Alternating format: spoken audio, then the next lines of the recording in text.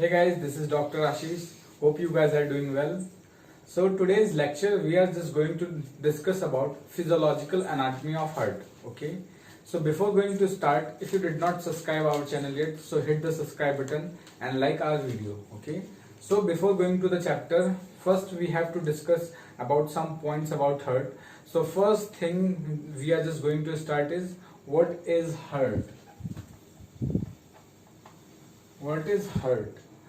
So as you know, heart is a muscular organ which pumps the blood to the body throughout the life without being fatigued, which means heart does not even get fatigued throughout its life. Okay, it start working continuously day and night because the heart contains a special muscle that is called cardiac muscle. Okay, that is cardiac muscle.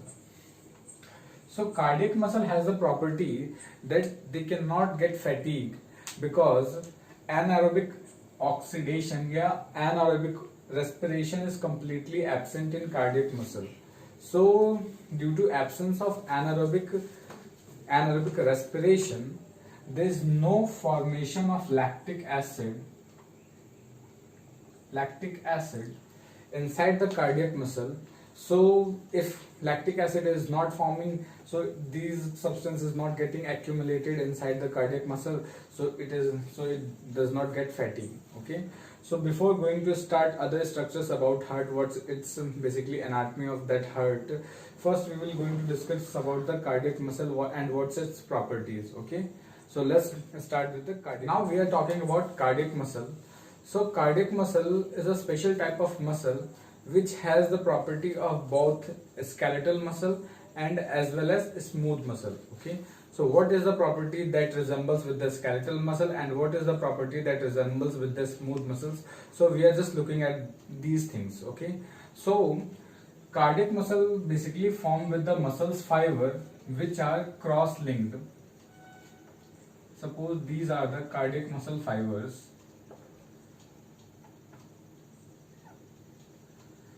These are the cardiac muscle fibers. So what you are going to see, there is a cross striation.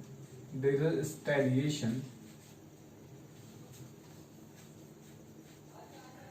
These are the striation. Okay, as you see in skeletal muscle, these are the striation, and each cell has a single nucleus.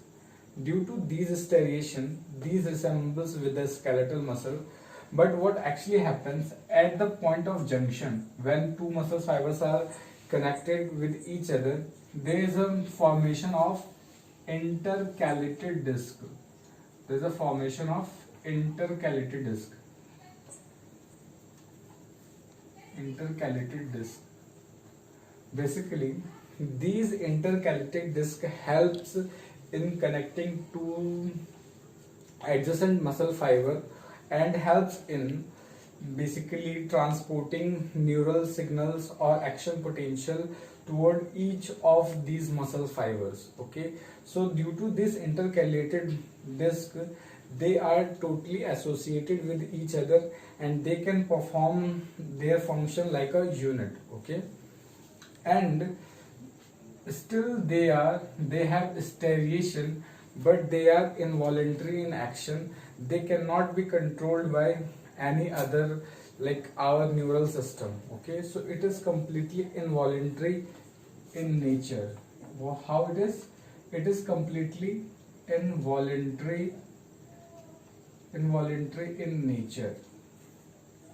What does it means involuntary in nature? Involuntary in nature means you are not going to control its activity by your will.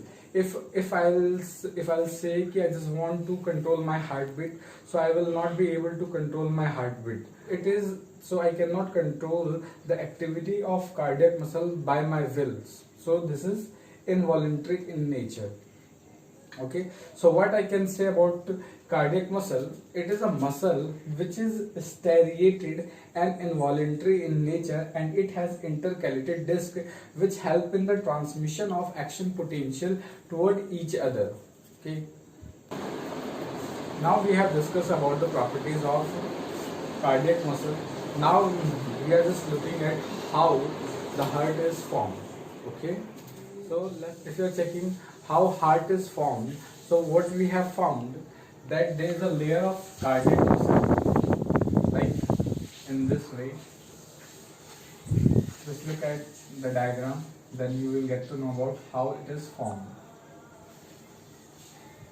This is basically the structure of cardiac muscle. The outer layer is called as epicardium. This thick layer or middle layer is called myocardium. And this inner layer is called as endocardium. Basically, a heart is formed with these three layers of cardiac muscle. The outer layer is called epicardium, inner layer that is called myocardium, and the inner endothelial layer that is called as endocardium. Okay, so basically the thickness of heart is depends on the thickness of myocardium. If myocardium is thick, then heart walls will be thick. If it is thin, then heart walls will be thin. Okay. Epicardium is the outer layer and endocardium is the inner layer. Basically, the blood starts with the endocardium. Okay. So outside the epicardium, there is a double membrane structure. There is a double membrane structure that is called as pericardium. Pericardium. Inside this membrane, there is a fluid called pericardial fluid, which is filled, which helps to protect the heart from any kind of jerk or shock. If it is not there, so if heart is getting hurt by any other thing, it will cause damage to the heart to a large extent. So this fluid basically what it does, if there is a stroke or there is a jerk over the heart, it basically distributes continuously. It divides it equally to the whole part of the heart so that the impact will be less. Okay, so basically pericardial fluid, what it is doing, it is protecting the heart from any kind of jerk or any kind of shock. Okay, now we will discuss what is the process of circulation inside the heart. Now we are going to talk about the structure of human heart. Okay, so basically in human heart there is totally 4 chambers. Okay, there is 2 atria and 2 ventricles. So there is a 2 part, there is a left part and there is a right part. Okay, so just we are going to draw and just trying to understand what actually happens with the heart. Okay, so suppose this is a rough diagram of our heart.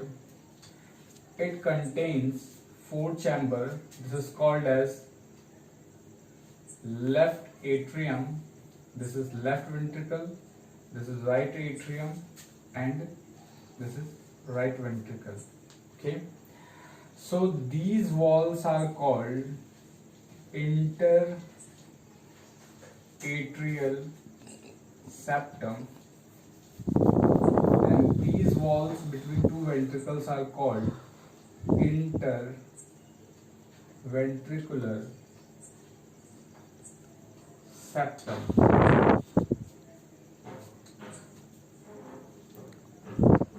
Basically, interatrial septum divides right atrium to left atrium, or interventricular septum divides right ventricle to left ventricle. Okay, and these septums are also present.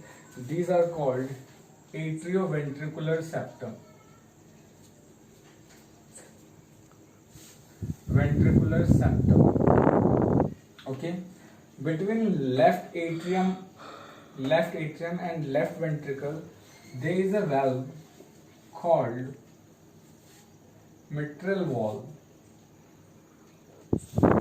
or bicuspid.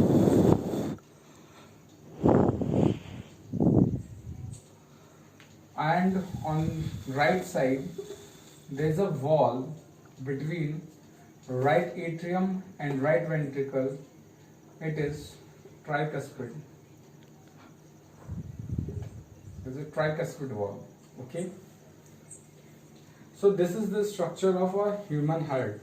So how bloods come and how it pumps the blood, now we are going to talk about. Okay, just look at the picture, and what we are seeing from the whole part of body, basically the deoxygenated blood is carried out toward right atrium with the help of superior vena cava and inferior vena cava.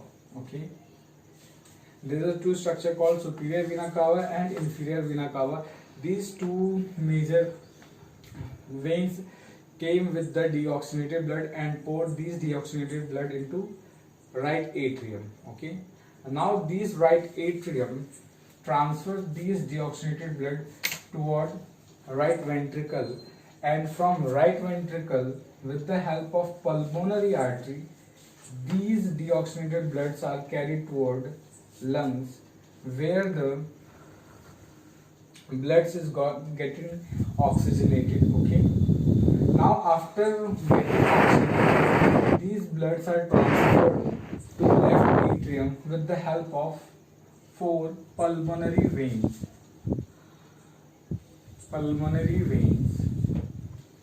Now these oxygenated bloods is transferred toward left ventricle, and from left ventricle this is transmitted to the whole body with the help of aorta.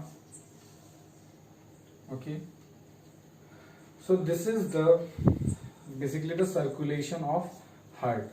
So we call it this circulation as a double circulation because heart is facing, that blood is entering to the heart by twice.